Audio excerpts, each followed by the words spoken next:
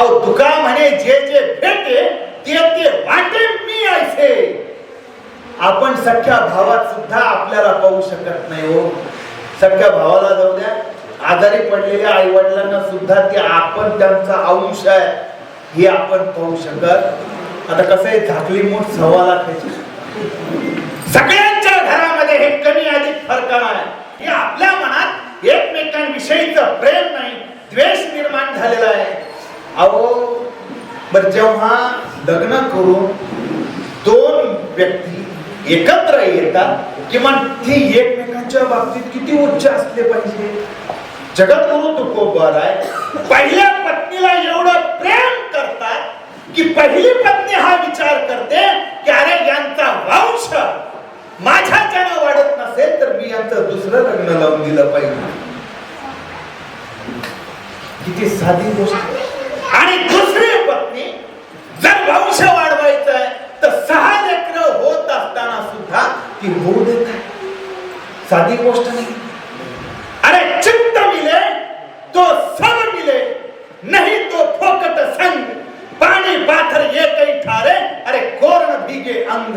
तुकाराम महाराजांनी सांगितलं, दोघ जण कुणीही, भाऊ भाऊ, बहिणी बहिणी, नवरा बायको, आई वडील, काय शेजारी किंवा आपण एकमेकांना जेव्हा भेटतो, चित्त मिले तो सब मिले. अरे नाही तर फुकट सोबत राहू. पाण्यामध्ये दगड ठेवलाय, अनंत काळ तो पाण्यात आहे, पण त्याला पाणी स्पर्श करीत नसेल आणि तो जर आतून भिजत नसेल तर अशा संगतीचा काहीही उपयोग नाही. हे जगद्गुरु तुकोबर त्या काळामध्ये सांगतात. तर तुका मिलना सो मिलना भला, मन से मन मिल जाए. अरे ऊपर ऊपर माटी घसली उसकी कौन जलाए. जेव्हा दोन माणसं गळ्यात एकमेकाला भेटतात तर याच्या कपड्यावरची माती त्याच्या कपड्यावर, त्याच्या कपड्यावरची माती याच्या कपड्यावर, एवढंच होतात ते. तर उपयोग नाही, मनाशी मन मिळालं पाहिजे. अहो हे जाऊ द्या बाहेरच्या माणसांचं, आज नवरा बायकोंचं सुद्धा एकमेकांशी तितका जुळतंय का हा सुद्धा फार मोठा विचार आहे हो. 101 रुपये देऊन तुम्ही कुंडल्या जुळवता लग्न लावता.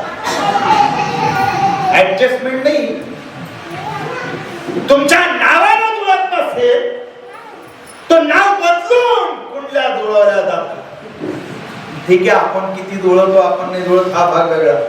त्याच्यातही परस्पर किती जुळवतात, खरंच कोण जुळवत नाही हाही भाग वेगळा. मी त्या खोलात जाणार नाही. मी सांगणार आहे जगद्गुरु तुकोबर यांचा विचार.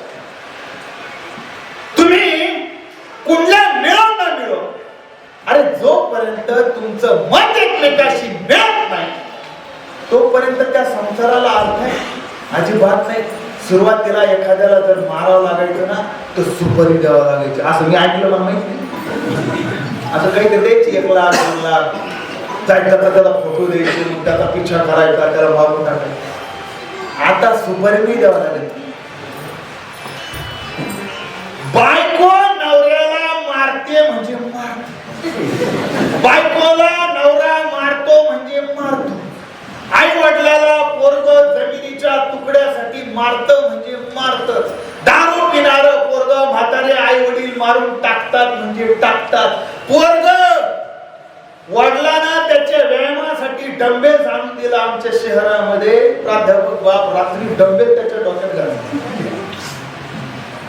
17.5 वर्षाचं होतं. म्हणलं कोर्टाने सांगितलं तरी मी हे साधने नाही, त्याला शिक्षा द्यायची. एकमेकाला मारेपर्यंत घरातल्या एवढं कसं फाटलं, एवढं कसं झालं. अहो हे काय होता जेव्हा सगळी एकत्र राहत होती तेव्हाचा काय असा होता की नवरा बायकोचं नाही जमलं तर ती शांत राहायची, चिडी चूप घरच्या काढायचं काही. नंतर काय भांडण व्हायला लागली, आवाज वाढायला लागला. आताचा काळ भांडण नाही, डायरेक्ट मारूनच टाकते, डायरेक्ट मारून टाकते. आणि इथपर्यंत हे असे जर आपले संसार असतील तर आपल्या पोरासाठी आपण काय आदर्श देतोय. 400 वर्षापूर्वी जगद्गुरु तुकोबर यांनी सांगितलं होतं की माय बापे जरी सरपीन बोका त्यांच्या संगे सुखा न पवे बा. माय बापे सरपीन बोका, आईला सापाची उपमा दिली आणि बापाला बोक्याची उपमा दिली तुकोबर आहे. सापाचा आवाज नाही पण मग विष कसं आहे एकदम खतरनाक. बोक्याचा आवाज लय मोठा. मी नाही 400 वर्षापूर्वी हे जगद्गुरु तुकोबारायांनी सांगितलं, अरे ज्या घरातली आई सापासारखी विषारी बोलत असेल आणि ज्या घरातला बाप बोक्यासारखा आवाज चढून भांडत असेल तर त्यांच्या सहवासात त्यांची मुलं सुखी कशी काय राहू शकतात. अरे किमान तुमच्या मुलासाठी तरी हा विषय आतापासून बंद झाला पाहिजे. हा तुम्ही स्वतः विचार केला तर कुठेतरी तुमच्या मुलाच्या भविष्यासाठी तुम्ही काहीतरी करू शकता. 400 वर्षापूर्वी तो उभं राहायला वाटलं हे अभंगातल्या की आईनं विषासारखं राहू नये, बापानं बोक्यासारखं भांडू नये, ही साधी गोष्ट आहे. पण आपल्याला ही कळता कळता सगळं आयुष्य निघून जात आहे. अरे संसार संसार बाल्या कॉलेज माय कॉलेज 10/10ची ऐकत आलोय ना आपण. हे संसार काय.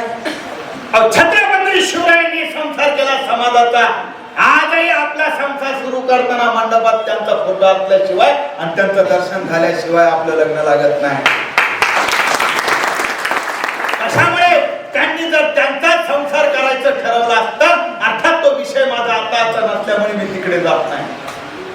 पण जगद्गुरु तुकोबारायांनी सुद्धा त्यांचा संसार, अरे अवघाचे संसार सुखाचा करीन आनंदे फरीन तिन्ही लोकी. माझा तर करणार नाही पण कोणाचं होऊ देणार नाही. ही मानसिकता आहे आपली. मी माझा करणार लोकांचा मी होऊ देणार.